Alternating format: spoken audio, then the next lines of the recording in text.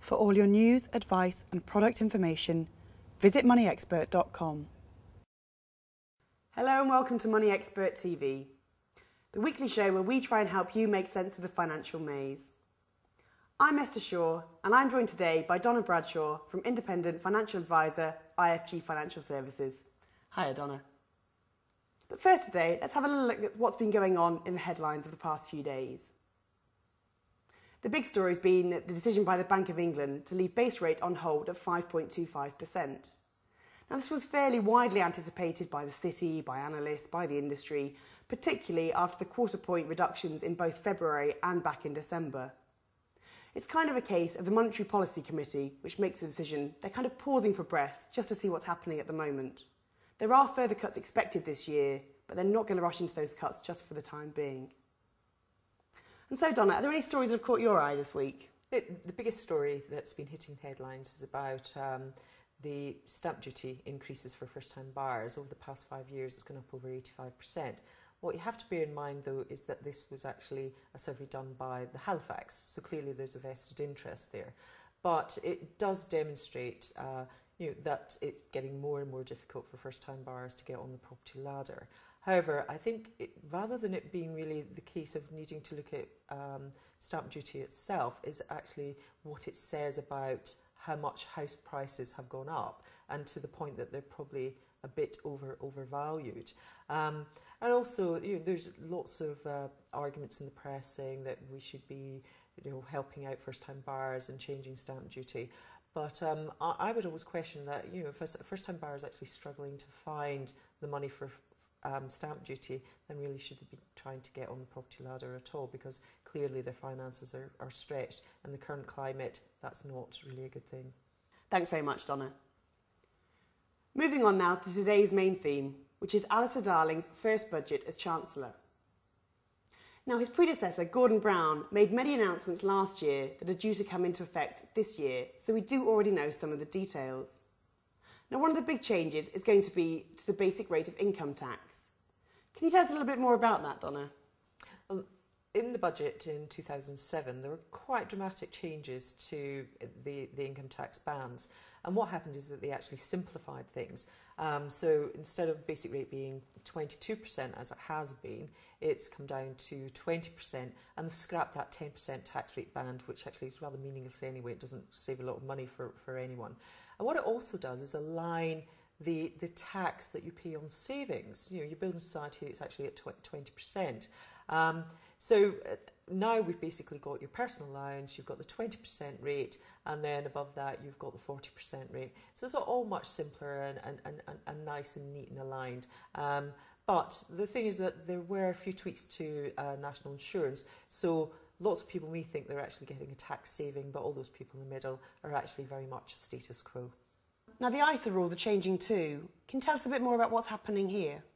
Well, with ISAs, there has been change. They've got rid of this mini and maxi ISA situation, which is actually quite problematic for most savers and investors. And instead, what we've now got are cash ISAs and stocks and shares ISAs. And are there any changes planned for pensions in the budget? Well, big changes to pensions occurred in April 2006, what we called AD, with pension simplification. What has been announced, as I said, it's already been announced some time ago, is that there have been changes to the thresholds. So the annual limit that you can contribute up to is going from 225,000, which is actually a huge amount of money, is going up to 235,000. And then there's this overall lifetime limit that you can have in your pension pot without suffering tax charges, and that's currently 1,600,000, and that's only going up by another 50,000 to 1,650,000. But what we must bear in mind is normally they got in line with inflation, but this time round there was a big increase last time. This one's a smaller increase. And what about the other taxes, like inheritance tax and capital gains tax? What are we going to see there?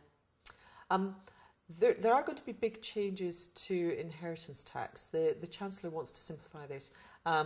There has been a bit of furore, but the capital gains tax is so complicated. Even the experts don't enjoy doing it because there's so many different rules and you have to look at the timing of various assets. So very, very complicated.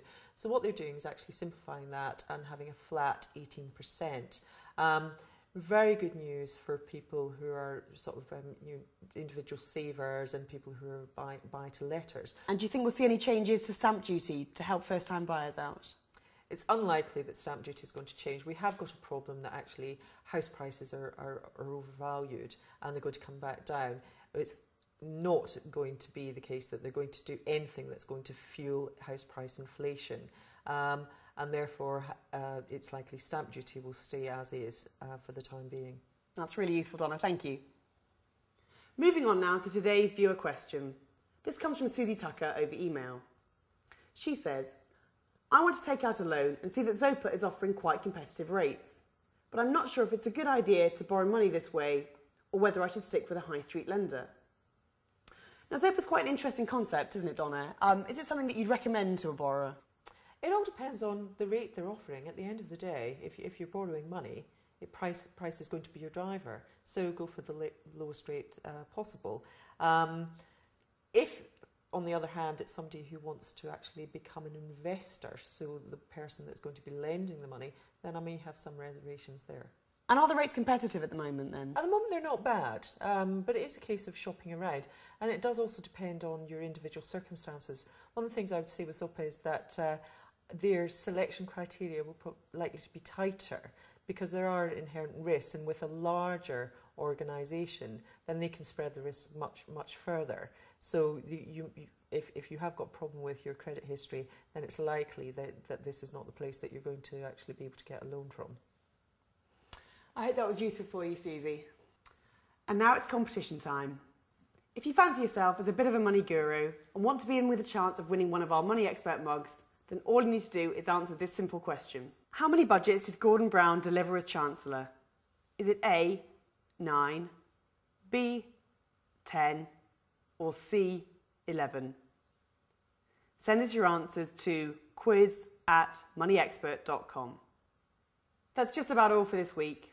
I'd just like to say thank you to Donna for joining us today, and to say please keep sending us your viewer questions to viewerquestions@moneyexpert.com. Do join us again next week. Bye for now.